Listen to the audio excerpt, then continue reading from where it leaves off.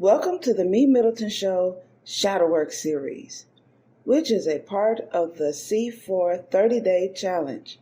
C4 stands for Content Creators of Color Collective. For each day during the month of February, we will go over a shadow exercise topic to help us take a necessary look at the not so pleasant yet important side of ourselves that we have hidden in the shadows. No intro music because we're getting straight to it. This episode is brought to you by Poddecks. Do you find it difficult to come up with content ideas for your podcast? Or perhaps you've gotten stuck doing an interview with a guest or you just have nothing to ask anymore? Try Poddecks today. Poddecks is the best all-in-one podcast idea generation tool. You get everything from episode ideas to interesting conversation starters for interviews, engaging discussions for your live streams, and even social media content ideas. With this tool, you don't have to spend weeks trying to come up with content for an episode or unique questions for your guests. Just shuffle the cards and pick one at random. Hit the record button and get started. Now, you can make better content, have more fun while you're at it, and get your viral moment, all with Poddecks. Head over to poddecks.com and use code C4C. All right, day 2 of the 30-Day Challenge. Today's topic: I got it from my daddy. I got it from my mama. We all have had some behavioral or physical attributes that's demonstrated that we got from our elder relatives, specifically our parents and grandparents. Our grandparents' work ethics, mom's eyes and booty and head work, dad's forehead and stroke game. Oops. Was that too deep into the shadows for you? But let's think about it. Some of these attributes are from DNA, passed down into your blood. Some of these attributes were taught to you. Like, had you not seen these things or specifically sat down directly and taught to you, probably wouldn't demonstrate some of these things, right? You might not like the way your mom spazzes out on your dad unnecessarily, yet you find yourself doing it. You're spazzing out on your man. Your dad, well, he probably wasn't shit. And now you ain't shit. You probably learned negative ideas about money, relationships, or work ethics. What qualities do you have trouble dealing with that you inherited from your elders?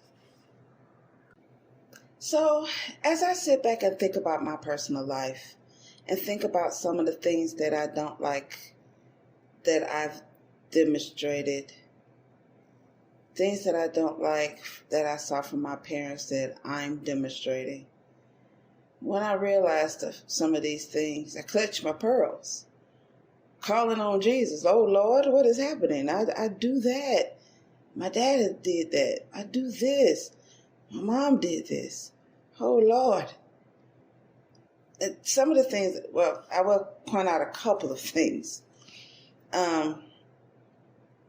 One thing that I want to point out, I actually learned from my father.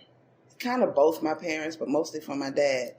And that was the former ideas I had about money. I don't have these ideas anymore, but I saw where, when I did have them, I recognized where it came from. And a lot of you can understand or testify to some of these ideas. So I used to think that money don't grow on trees. That's a famous one that the poverty-minded would say all the time and pass down for generations. They're teaching kids that money don't grow on trees. And literally, no, money don't grow on trees. But if you think that, then you think that there's no way for you to get the money. It's not as easy as walking up to a tree and plucking money right straight from the tree, which subconsciously tells you you can't get money. The way to get money that was taught to us, which was still lined up with a poverty mindset, was to go to school, get a degree, get a good job. Sounds like slavery. That's not necessarily true. Even children have proven that to be wrong. And it's not necessarily being in the entertainment industry. It's being innovative, being creative, and knowing within yourself that you have a gift or something special to share to the world so great that people will pay you big money for it. I also used to think that in order for you to have a business, you had to be one of those people that was born with what we call the silver spoon in your mouth. Basically coming from a well-to-do or rich family that you're able to have or develop your own business. Until one magical day, when I met my then boyfriend, or mate, that boyfriend thing, that we're too old to be call each other boyfriend and girlfriend. We didn't meet as children. But my then mate, now husband, he taught me that he said, hey, you could develop your own business. That was the most strangest thing anyone, no one ever told me that ever in my life. When he first told me that, I was like, what? And been working on developing, finding my niche, finding what I can give, finding what I can deliver, finding what I love. That began right there when he told me that I could develop my own business. And I give thanks to my husband for telling me what I could do, because I thought only well-to-do people can do that. Poor people can't do that. He showed me way too many people who had what we call humble beginnings, or even worse situations than mine, quote-unquote humble beginnings, that they came from the bottom, now they're there, or here, or however that song goes, but now they're at the top. So I want to give a special shout-out and thanks to my husband. Thank you, baby. The second thing that I got from my elder, specifically my mom, I'm not very proud of.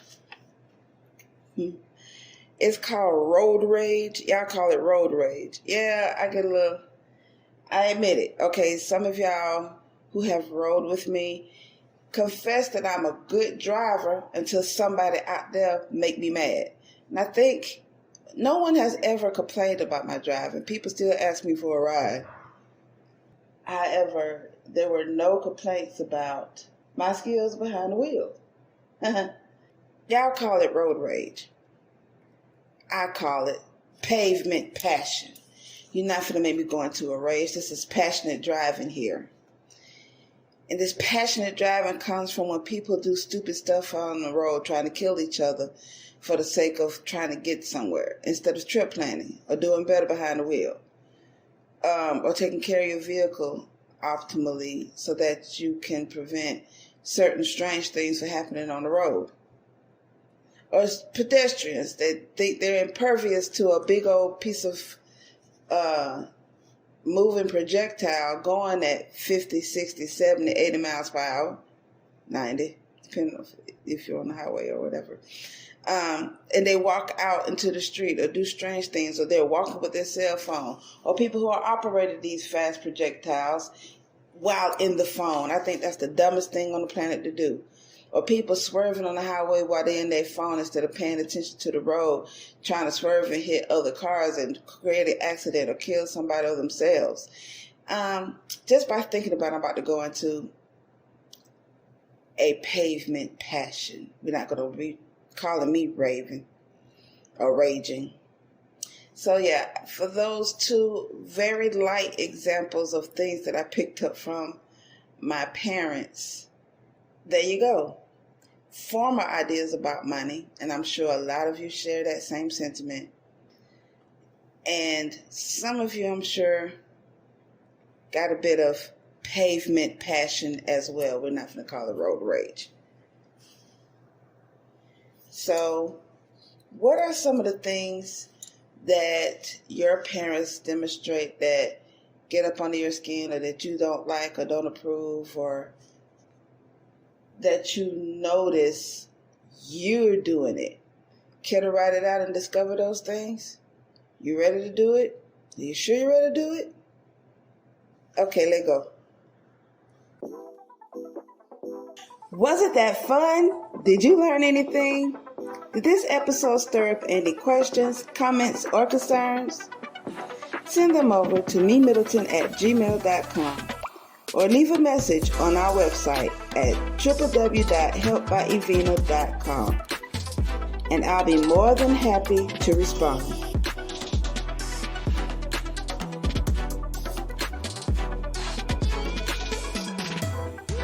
Check out our bonus content by becoming a patron. There are 4 different patron tiers to choose from.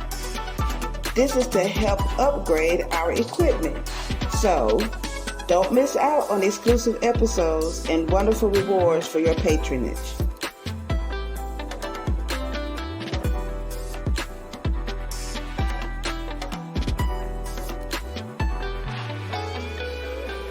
If you're on Spotify, Podbean, Google Podcasts, Amazon, or any other favorite podcasting platform, make sure you like The MeMyddleton Show and leave a comment.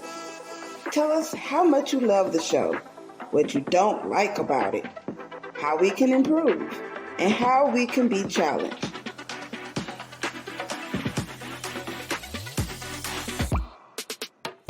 If you're listening to The MeMyddleton Show on YouTube, make sure you comment, like, click on the subscribe button and the notification bell to be the first to get the newest episode. And remember, proper prior planning perfectly promotes persistent productivity and proud, pristine performances. Now, get out there and perform. Until next time.